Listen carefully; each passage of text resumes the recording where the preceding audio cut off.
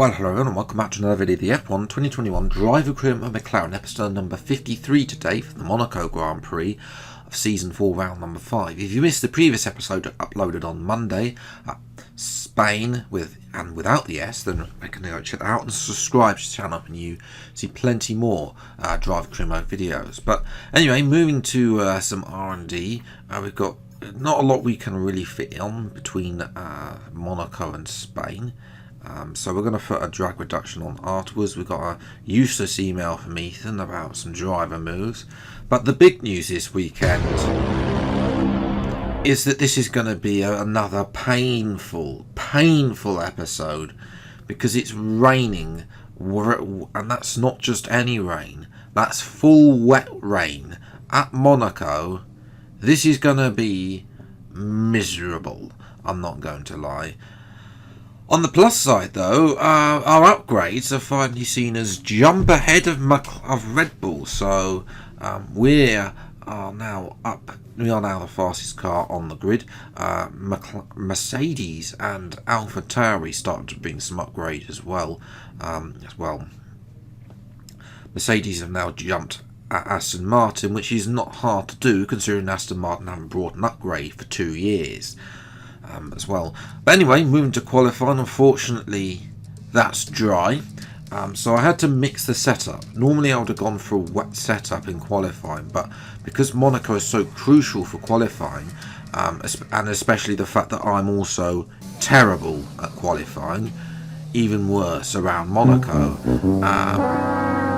and just to make this weekend worse, I actually forgot to change my power yet, and we're not going to bother changing it. We're gonna just run with it. I mean, this is a write-off. I'm writing off this entire episode already, and we're only at the start of end of qualifying, and this is my fastest lap.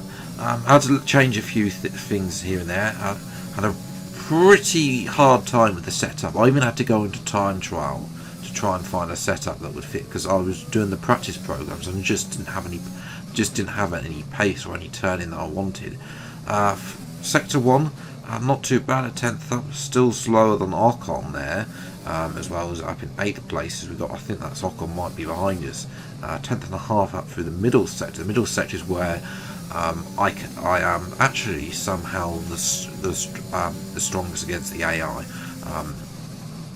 It's a sector I lose the least time as well. We're also able to corner cut there, nothing to see at that corner as well, and you can see there we've actually made us a little bit of time on Gasly, still a little bit down though, as well, a little bit twitchy on that curve there, as well, losing a little bit of time on the entry to Raskas, getting it all back on the exit there. 3.5 tenths out, he knows up to the line, it's 3 tenths up, and it's only good enough for P9, 1.2 seconds off our teammate Lando Norris, who's on pole position as well. On the plus side though, Max Verstappen only is third, so we need Sainz to beat him. We need a good start for the race, and there Lundgaard also got disqualified. Don't know what happened to him. I think he did a Rosberg or a Schumacher from Monaco all those years ago, so we'll see what we can do though. Time for the race.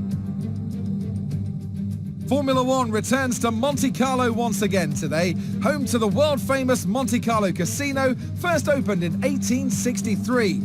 And, of course, a certain road race, first held here in 1929. There's no greater an occasion, no more valuable a win than the Monaco Grand Prix. We already see the lowest average speeds of the season here at the Circuit de Monaco, and they'll be even lower in the difficult conditions today. 19 corners make up this famous 2-mile track, and with the rain, it'll be even harder than usual to get that critical heat into the tyres. Don't be surprised if we see a safety car at some point during the Grand Prix. Anthony Davidson joins me again for the race today. Let's discuss Red Bull. We have a number of changes to the aerodynamic regulations this year, and the signs haven't looked good for them so far in terms of getting to grips with those changes. It doesn't look promising for them so far. And if the new regs have hit them as hard as we think, well, I suspect they may need a few late nights at the factory to get back on track. Let's run you through the driver grid order for today's exciting race. Lando Norris will lead us away from pole position. A very happy Carlos Sainz will start second. Moving on to the rest of the grid, we have Verstappen, Stroll, Charles Leclerc and Perez, Fernando Alonso, Ocon, a McLaren and Pierre Gasly, Russell, Giovinazzi, Lewis Hamilton and Tsunoda, Joe, Latifi, Mick Schumacher and Nikita Mazepin, Lundgaard and Sebastian Vettel starts from the back of the grid. That's it then, it's time to go racing as we head to trackside for today's race. Now that we've got some points on the board, let's continue this form and aim for another top 10 finish. That might be a struggle, Jeff. It's full wets. Race strategy, of course, is a no-stop because it is raining in a 25% race. So we'll just as well get ready for 5 lights then for the miserable Grand Prix. Lights out and away we go, and surprisingly, it's a good start actually compared to Ocon on the left-hand side and Alonso. We had to break off, died down the inside of, 1, 2, 3 cars there. Well, caution with Alonso there. We're up the hill. It was a great start, up to P6, so made up 3 positions. Thank you very much. And we're going to have a little look here. I think Verstappen is past sight, so we're going to dive down the inside of 1 but 2 cars there, Stroll and Leclerc. In the Ferrari, thought about having go around the outside of Sainz there, but unable to do that in the Ferrari. But of course, our race leader is then Lando Norris, our teammate from Max Verstappen and Carlos Sainz. Those 3 are goodbye. We're not going to be seeing them again, or are we? Well, because at this point, I've decided to deploy. We need to make sure that Sainz overtakes Verstappen to damage the limitation. And the only way I can ensure that happens is if we slow up and get ourselves all lapped. So you'll notice here that we start to lift off on lap 5 as Stroll also gets slowed, and that allows Leclerc, which is good for the Constructors' Championship. We want Leclerc to beat Stroll, and there we go. Leclerc up the hairpin is passed, so I'm going to keep Leclerc behind. But you can see we jumped to lap 11.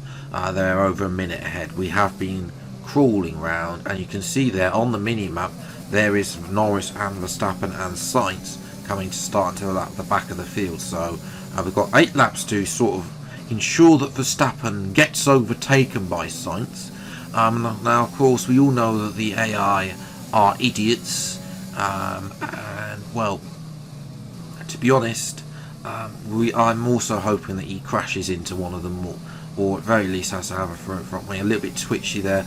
I just don't. I'm not fast. This is work. I'm not fast at Monaco in the dry. In the rain, it's horrible. And here is Max Verstappen, and he's lost a bit of his front wing. There's Sainz, as Verstappen pits. So Sainz is taking P2. That's exactly what we wanted. But it's not. He hasn't crashed out the race, as you see there. Again, horrific amount of braking. The no-rule chicane is the worst. Like, it's trying to come out the tunnel, and it's just you have to lift off. I'm not going to lie. We're going to let Lando through here. Try and protect him from Sainz. He's still want to win in the Grand Prix though. Sainz is actually not that red Ferrari dot. That's Leclerc. Sainz is actually held up a bit further. As we're watching Leclerc, I've got a bit wide. There's contact with Leclerc. Leclerc's got all mistaken. That's unfortunate. He's allowed Stroll and the 2 Alpines back through. That's very annoying. As well as we've let Sainz go through, I must say.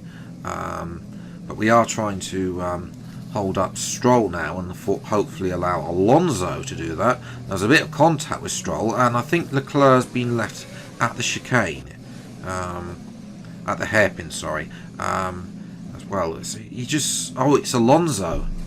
It's Alonso that's basically just stopped, and then Leclerc's just ground to a halt, and then Well, coming down of the tunnel, Stroll's all over the back of us once again. Not surprising here.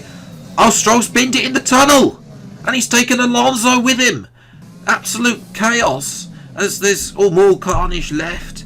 At the lots of reversing. Vettel is out. Hamilton, I think, might have... Doesn't he have a puncher? There's Verstappen taking a corner. He's getting lucky. And here's Lundgaard. There's been utter carnage at the Monaco Grand Prix. As Verstappen cuts the corner. He must have front wing damage again. As well in front of Giovinazzi as we cross the line then for P4. And that was a chaotic ending to a very dull Grand Prix. I'm not going to lie. That's it. That's all that happened in this race as well. But yeah, what an ending as well. Verstappen unfortunately got fastest lap, so he takes another 4 points out of it. Norris crucially gets the win. Lundgaard came out of nowhere to get 7th. Giovinazzi 6th. Latifi got points for Alfa Romeo, their first points for a long time.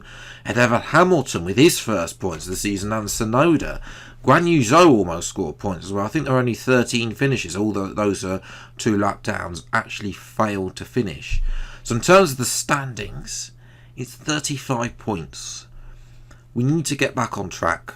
Baku is on Monday. It's a good track for me. I'm hoping we can qualify well there.